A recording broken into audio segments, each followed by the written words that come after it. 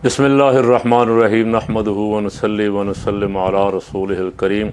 तमाम देखने और सुनने वालों को अस्सलामु अलैकुम व रहमतुल्लाहि व बरकातुहू।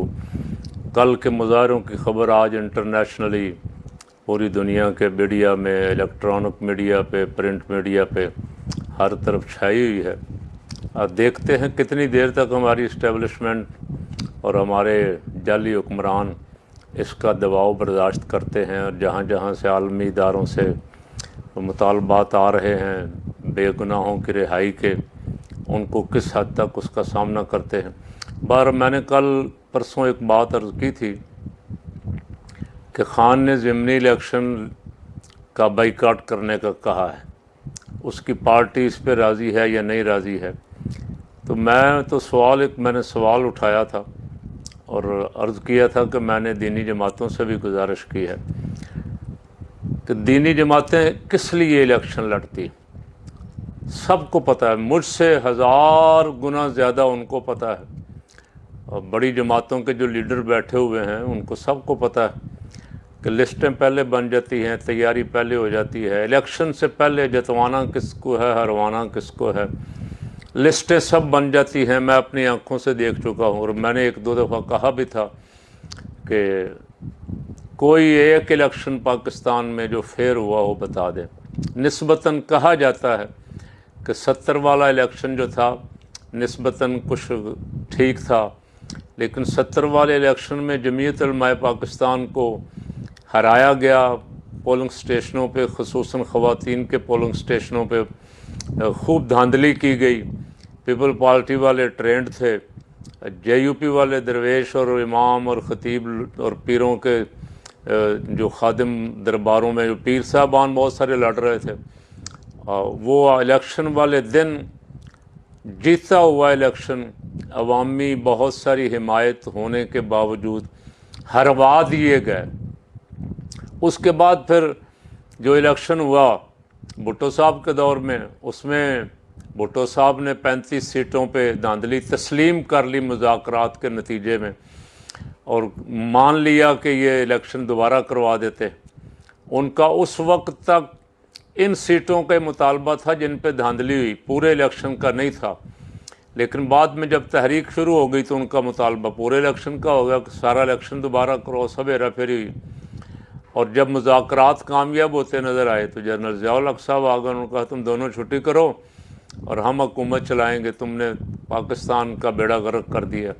ज़िया-उल हक़ साहब 10-11 साल निकाल गए। उसके बाद फिर बिल्ली चूहे का खेल शुरू हुआ। 88 में ज़िया-उल हक़ साहब का तैयारा जो था वो क्रश हो गया। क्या हुआ आज तक ख़बर नहीं। सारी इंक्वायरियाँ, कमेटियाँ सब पता नहीं कहाँ हैं उनकी रिपोर्टें, कोई कुछ नहीं बताता कि किसका उसमें हाथ था। 88 से 90 तक 2 साल हुकूमत चलाई गई, असलम बेग साहब की मर्ज़ी से बनाई गई, चलाई गई। 90 में फिर हुकूमत बदल दी गई, 93 में फिर बदल दी गई, 96 में फिर। कोई एक हुकूमत भी ऐसी नहीं आई जिसको 5 साल की मुद्दत पूरी करने दी गई हो। और सारे इलेक्शन, अब तो मैं पूरी ज़िम्मेदारी से अर्ज़ कर सकता हूँ कि तमाम इलेक्शन जो थे उनके फ़ैसले पहले हो गए थे, किसको जितवाना है, किसको कितनी सीटें देनी हैं, किसको कितनी सीटें देनी। और बहुत सारों को ऐसे लालच दिया गया, लेकिन दिया कुछ नहीं गया, फिर लालच दिया गया।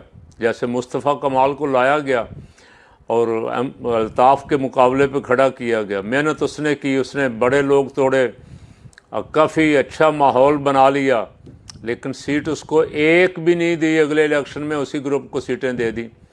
हालांकि जीते वो भी नहीं थे, जीतने वाली तीसरी जमात थी। 2002 में जो इलेक्शन हुए उसमें मुशर्रफ ने वादा कर लिया था MKM के साथ, जमीयत उलमाए पाकिस्तान को और जमात इस्लामी को उस वक़्त धोखा दिया। तो मैंने इसलिए अर्ज़ किया था कि ये इलेक्शन जितने हैं जनरल इलेक्शन, उनमें खुल्लम खुल्ला धांधली, तो धांधली का लफ्ज़ भी छोटा है। जब सब कुछ पहले तय कर लिया जाता है, लिस्टें बना ली जाती हैं किसको लाना है, किसको गिराना है, तो इलेक्शन तो फिर बराए नाम है। और फिर अगर कोई ज़हन बदल जाए, इसकी बजाय उस पर दिल आ जाए, तो उसको जितवा दिया जाता है। 8 फरवरी का रिज़ल्ट ख़त्म और 9 फरवरी का इलेक्शन रात बैठ के रिज़ल्ट तैयार कर लिया जाता है। 3-3 4-4 दिन कराची जैसे, लाहौर जैसे शहर में रिज़ल्ट नहीं आते। जिसको जितवाना होता है जब वो मर्ज़ी का बंदा नज़र में आ जाता है तो उसको, तो ये इलेक्शन तो जनरल इलेक्शन जो हैं वो धांधली शुदा, बहुत बड़ी धांधला शुदा इलेक्शन है। तो ज़िमनी इलेक्शन तो फिर हुकूमत जो भी होती है वो जो कर सकती है वो करती है ज़िमनी इलेक्शनों में।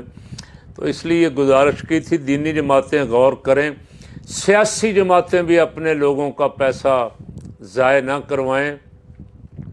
एक दिन हमारी मौजूदा गवर्नर पंजाब जो पीपल पार्टी के हैं उनसे मुलाकात हुई और उन्होंने कहा कि हम बड़े आला इलेक्शन की तैयारी कर रहे थे। मैंने कहा इलेक्शन किस लिए गवर्नर साहब, किस बात का इलेक्शन, जब सारा कुछ धांधली है और धांधले होने हैं और आपको भी रिज़ल्ट का पता है, मुझे भी पता है, फिर क्यों इस तकल्लुफ़ में पड़ते।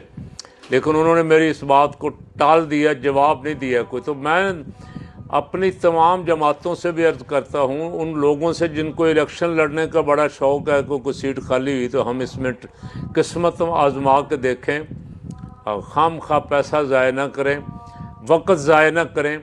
मामला तय हो चुके होते हैं, मामलात करवाने वालों ने इसे इलेक्शन का नाम दे रखा है। मैंने तो अर्ज़ किया था कि इसे इलेक्शन का नाम देने की बजाय इसको नामजदगियाँ कर दें, जिसको आप चाहते हैं उनको ले आएँ, और फिर अगर वो अपने डिलीवर नहीं करते तो फिर उसकी ज़िम्मेदारी भी कबूल करें। इंसाफ का तकाजा तो यही, आप एक बंदे को लाएं, एक बंदे को बिठा दें कुर्सी पे ला के, फिर वो डिलीवर ना करे, फिर आप उसकी ज़िम्मेदारी भी कबूल ना करें, तो फिर किसका कसूर है? कौन ज़िम्मेदारी कबूल करेगा? कौन मुल्क संभालेगा? कौन इस मुल्क को आगे लेके चलेगा? अब जो शहबाज हुकूमत का हाल है, शहबाज का, ज़रदारी का, पाकिस्तान क्या पूरी दुनिया में मजाक बना हुआ है। लेकिन शायद लाने वालों को भी ख्याल आ जाए कि हमने कैसे लोगों को ला के बिठाया हुआ है जो अपना बोझ भी नहीं उठा सकते, ये मुल्क का बोझ क्या उठाएंगे। अल्लाह इस मुल्क पर रहम फरमाए।